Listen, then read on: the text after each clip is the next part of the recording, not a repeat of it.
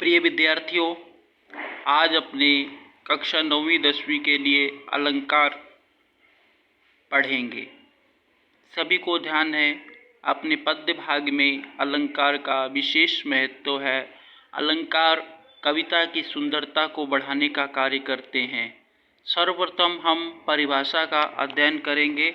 काव्य की शोभा बढ़ाने वाले तथा उसके शब्द एवं अर्थों की सुंदरता में वृद्धि करके चमत्कार उत्पन्न करने वाले कारकों को अलंकार कहते हैं।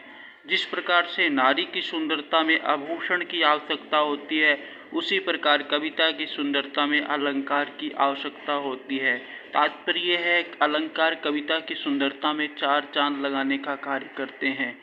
अलंकार दो प्रकार के होते हैं, शब्दालंकार और अर्थालंकार। शब्दालंकार में काव्य में जब चमत्कार प्रधानतः शब्द में होता है, अर्थात जहाँ शब्द के प्रयोग से ही सौंदर्य में वृद्धि होती है, वहाँ शब्दालंकार पाया जाता है।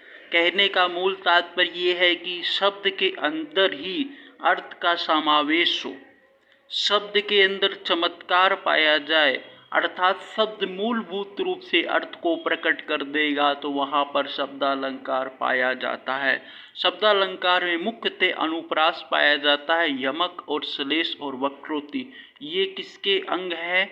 शब्दालंकार का। अब दूसरा अलंकार देखिए, अनुप्रास अलंकार। काव्य में जब एक वर्ण से प्रारंभ होने वाले शब्दों को रसानुकूल दो या दो से अधिक बार आवृत्ति होती है, वहाँ अनुप्रास अलंकार पाया जाता है। समझ लीजिए ध्यान से, जब एक वर्ण से प्रारंभ होने वाले शब्द रसानुकूल दो या दो से अधिक बार आवृत्ति होती है, तो वहाँ पर क्या पाया जाता है? अनुप्रास अलंकार पाया जाता है। कितनी बार आवृत्ति होती है? दो या दो से अधिक बार आवृत्ति होती है। अब यहाँ पर देखिए, भगवान भक्तों के भयंकर भूरी बीती भगाइए। इसमें आप देखिए भय भय भय भय भय भय वर्ण की आवृत्ति अनेक बार, दो या दो से अधिक बार होने के कारण से यहाँ पर कौन सा अलंकार पाया गया है? अनुप्रास अलंकार।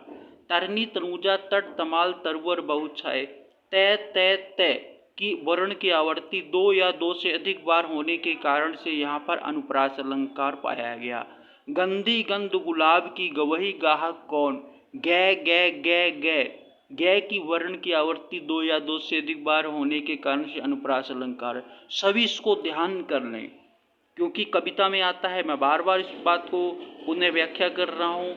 अनुप्रास अलंकार की सबसे छोटा और सरल तरीका यही है। अगर आप ये कविता में देखेंगे, किसी वर्ण में, किसी कविता की पंक्ति में दो वर्ण यानी एक वर्ण की आवृत्ति दो या दो से अधिक बार पाई जा रही है, तो वहाँ पर आप क्या कहोगे? अनुप्रास अलंकार पाया जाता है। अब विशेष में देखिए, भय तय गय आवृत्ति दो या दो से अधिक बार होने के कारण से इसमें अनुप्रास अलंकार पाया गया। इसके बाद अनुप्रास अलंकार के बाद आता है यमक अलंकार। काव्य में जब कोई शब्द दो या दो से अधिक बार आए तथा प्रत्येक बार उसके अर्थ में भिन्न हो, वहाँ यमक अलंकार पाया जाता है। अब आपके मन में विचार आ रहा होगा कि अनुप्रास अलंकार में गुरुजी आपने बताया था कि वर्ण क्या बोलते हैं, दो या दो से अधिक बार आ जाएंगे तो वहाँ पर अनुप्रास अलंकार पाया जाएगा। और यहाँ पर क्या विपरीत है? यहाँ पर अर्थ में भिन्नता है, यानी एक शब्द के दो से या दो से अधिक अर्थ निकलेंगे तो वहाँ पर यमक अलंकार पाया जाता है। अब देखिए, कनक कनक ते सौगुनी मादकता दिखा, या खावे बहुराय जगह वा पावे बहुराय। कनक किसे कहते हैं? सोना को कहते हैं, ठीक है। कनक किसे कहते हैं? धतूरा को कहते हैं। कनक के दो अर्थ निकलते हैं। आपके दिमाग में ये नहीं आना चाहिए कनक का मतलब खाने वाले गेहूं को कहते हैं। कनक का मतलब यहाँ पर सोना और धतूरा से लिया गया है। जिस व्यक्ति के पास ज़्यादा सोना आ जाता है उसको भी अहंकार आ जाता है, और जो व्यक्ति मादक पदार्थ यानी कि धतूरे को ग्रहण कर लेता है उसके अंदर भी अहंकार आ जाता है, मादकता आ जाती है।